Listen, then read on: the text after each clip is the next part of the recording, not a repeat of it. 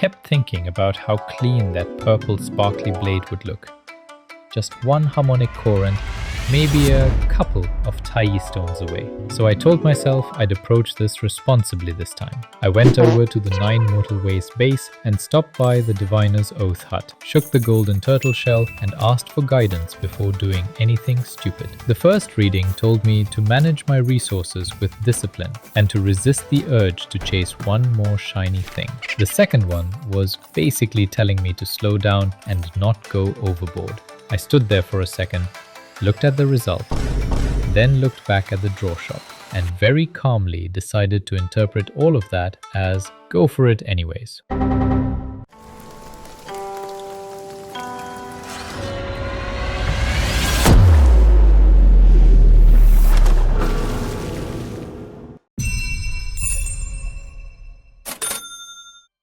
Alright, so now that I finally have the weapon, it's time to make it sparkle with the exact design and color I wanted.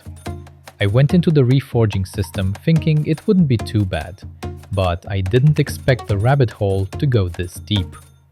At first, it seems pretty reasonable. One Reforge only costs 1 Tai stone, but that changes once you start locking parts up. The more parts you lock, the more expensive each Reforge becomes. It goes up to 10 stones per Reforge if you lock 3 slots. When you start chasing a specific color, pommel, blade guard or blade handle, things can get expensive really quickly, unless you're carefully counting the individual slot pity while reforging. With that said, I'm just gonna keep these reforge settings for now. Welp, I totally didn't expect that. The game watched my wallet suffer, then politely called me rich anyways, and even wants to recruit me into a sect. Respectfully unhinged. Still got my sparkly blade though.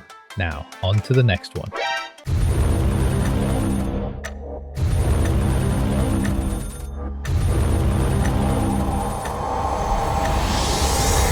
Next up is this Martial Destiny armor banner.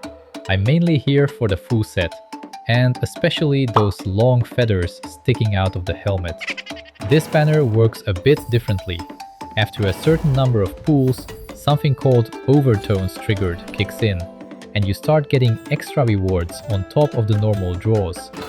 In the meantime, enjoy my slow and painful journey to Heart Pity.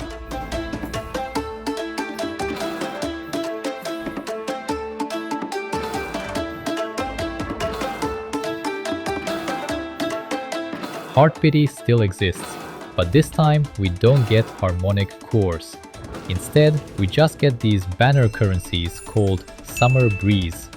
Somehow, I ended up with a bunch of them, which luckily was just enough to exchange for the entire Martial Destiny set, and look at those feathers. Worth it. Probably. Finally, a gacha I don't have to spend real money on. We're using Echo Jades this time for the Floral Majesty banner. My goal is extremely simple. I only want the face ornament. Once I get that, I'm out. No greed, no just one more pull.